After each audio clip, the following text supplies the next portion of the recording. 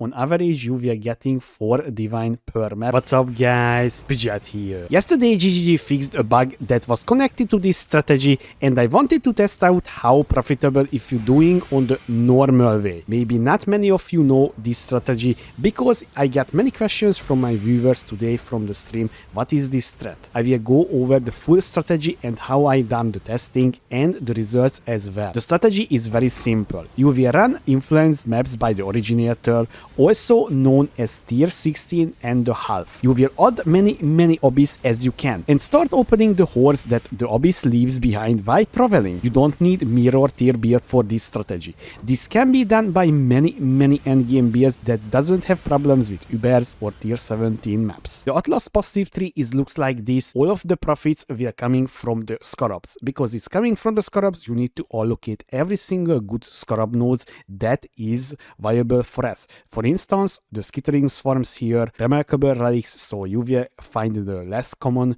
varieties of the Scarabs, and obviously all the little Scarab nodes that you can allocate that is easy to reach as well. And also the important one as well, the amplified artifacts. We will kill a lot of rare monsters as well, and it will increasing our overall income as well. We are allocating 2 Scarab specific nodes that is increasing that specific Scarab, and the first one will be dropping carapaces. This will increase the chance to get ambush Scarabs, because you know still ambush Scarabs is pretty good money, especially the ambush Scarab of containment. And we will allocate the exploitative carapaces, so you will getting more often cartography Scarabs, because cartography Scarabs is also very viable as well, and currency as well. And we allocating here the small nodes here as well. So this is about the Scarabs, and we will start stacking explicit modifiers on the maps, and this is done with maintaining modifiers here, up here the chiseled perfection, and we allocating the small nodes here as well, and all of these small nodes here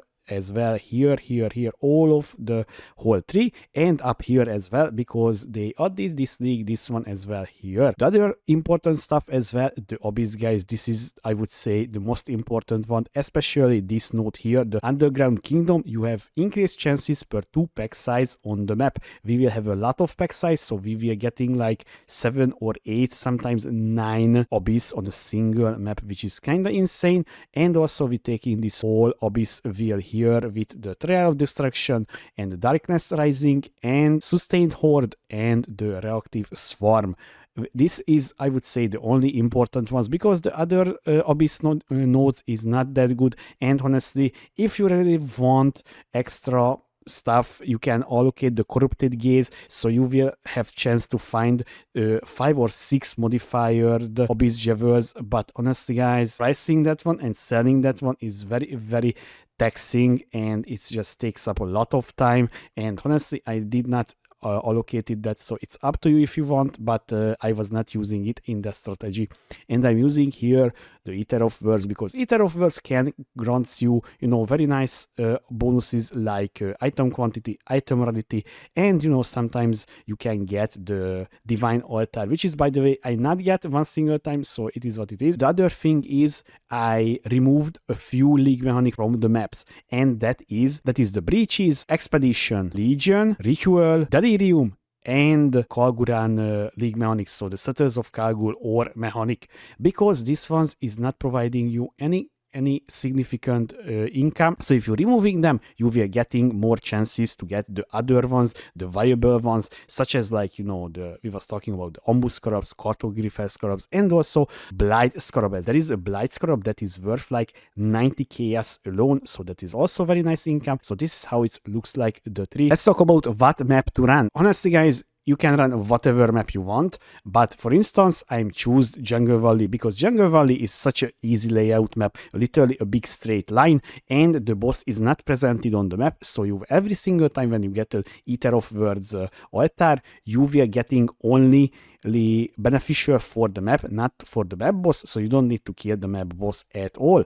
And how you rolling your maps? Path of Exile regex, Path of Regex, and you can just select the modifiers you don't want. Very important. So because there is a lot of stuff that can break your build. For instance, elemental damage build can die to elemental reflect, right? Or physical build dying to physical reflect. So you can remove that, just selecting any modifiers you don't want, such as like drawing orbs, because that is not dangerous, just annoying as well. And like the grasping vines on hit, absolutely annoying, especially on a melee build. So yeah, and I hope to present this one. So literally just check out what you don't want to see. Select quality of at least 90 and select Scarabs. So there is a drop down menu and you just clicking on this. So you will just only see 90% plus Scarabs map modifiers. So, and that's it. You click on copy and then bam, you have here. So I already have a few of them, but obviously you can do the old way, right? So scattering and then arcing up if you want this one, or you can just literally use a chaos orb to reroll the maps. And also after you get your maps rolled very nicely, then you need to chisel up because of the chiseled perfection up here, right? So you will getting even more explicit modifiers. So keep in mind, do not forget this one. What Scarabs you using? So you will using 2 Abyss Scarabs. This will provide you 4 additional Abyss, and you will use 1 Abyss Scarab of Edifice. Give the Abysses the ability to leave behind a hordes as they travel. The hordes clickable like a strongbox without monsters, and there is a very big variety loot that can contain it. And this is literally the whole strategy, by the way, because all of your profit will coming from that one. And we're using 2 Cartographer Scarab of Risks, 2 of them, so you will getting 4 additional random modifier, which is, by the way, can break your map. You don't want to see like elemental reflection on your map, so this is why it's a risk, right? But don't worry, because if modifier that is breaking your build, you can just literally leave the map and do not even try to complete it, because the strategy is that profitable. You can just, let's say, delete maps like this, because you will make back very easy your currency. We using here Abyss because Abyss is just, additional Abyss, so alone we will getting 7 Abyss on the map device. What maps to favorite and what maps I scared for this strategy? So I choose, by the way, Basilica map to scare to Jungle Valley, because Basilica map has the 7 years bad luck and the Enlighten and the Damnation card. If you don't know, the Damnation card is very viable, like 27 divine or even more viable. The 7 years bad luck is around like 400 or 450 chaos. The Enlighten is like 90 chaos. So if you're dropping 1 or 2, you will getting very big currency boost as well. And honestly, guys, once again I saying I did not sustain my maps because I did not want it to do, because I was just purchasing the maps and whatever.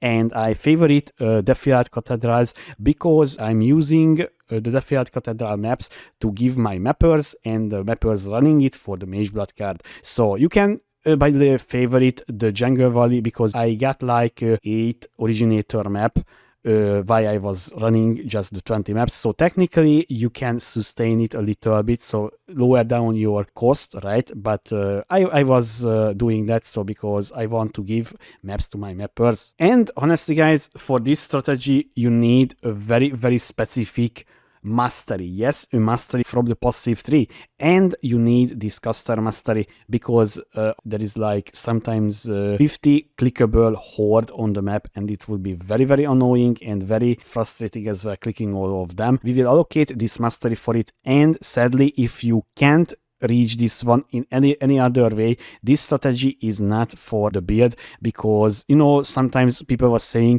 they down there here, they starting here, so reaching up for a custom mastery that you can see here, up here or here, it's very far away and it's not worth to do. So sadly you can do this strategy, but if you can reach these ones or any other, that you need to allocate. And then even if you're using an attack ability, you can use spells. So in my case I was choose Desecrate because Desecrate has a very nice cost speed, and also I supporting with faster casting, so it's very fast as you can see here. And this way you will open up the surrounding chests around you, so you literally don't need to click on them. Now let's talk about the profit and the test results. So once again, guys, I ran 20 of this map as you were seeing at the start of the video, and here is the results, guys. So you can see here how many stuff we dropped there, but here is a very nice wealthy Exile breakdown. So guys, as you can see here, this is my quad tab and this is the quad tab number. Just made a snapshot. I can make a snapshot right now as well quickly,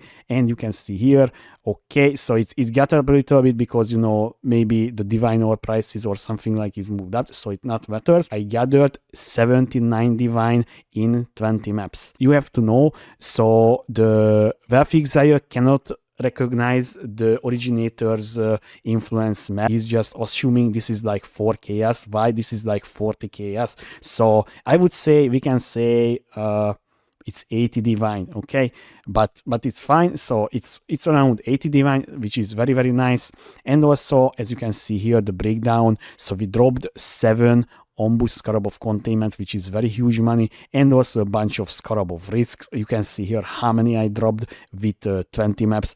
It's kind of insane to see like this. And I dropped 5 Valdos puzzle box. And honestly, guys, so I don't know if this is fair to include here. I dropped an Enlighten level 1 without corruption. So this is 2.5 divine. So maybe we can remove this one if you guys really want to be cherry picking about this. But you know, I feel like it's fair to include here, but you can remove. It's still very profitable for Enlightened, and that's it. So yeah, and we dropped a bunch of chaos orbs, as you can see here in the breakdown, and a bunch of random small scarabs and abomination map as well, because by the way, this is much more than this easily, because we have, you know, big quantity. You know how it works, right? And you can see here we looted that much alteration as well. Very nice. So yeah, a bunch of bubblegum currency, which is can be sold very easily, you know, at Fastus, right? And by the way, so if you breaking down, so 79 divided by 20, we were getting almost 4 divine per map. On average, you were getting 4 divine per map, which is kind of insane in my opinion, guys. I feel like, so this strategy is absolutely insane. I don't want to really do like divine per hour, because so I was run today on stream this one, and it took me a little bit more than 5 hours, because I was taking 2 break, you know, and also I was talking to chat, checking out somebody's POBs, you know, helping. You can do even faster than me, but even if you calculating like this, so 79 divided by 5, it's almost 16 divine per hour, which is kind of insane once again, guys. So I feel like it's very fair, right? But once again, guys, I feel like it would be like 4 hours, so it's more likely close to 20 divine without breaks, right? So, but obviously take a break, guys. I hope you guys enjoyed this strategy video. If you have any question, please leave a comment below, or you can find me on twitch.tv/Pidget2. Thanks for watching. I was Pidget. See you next time.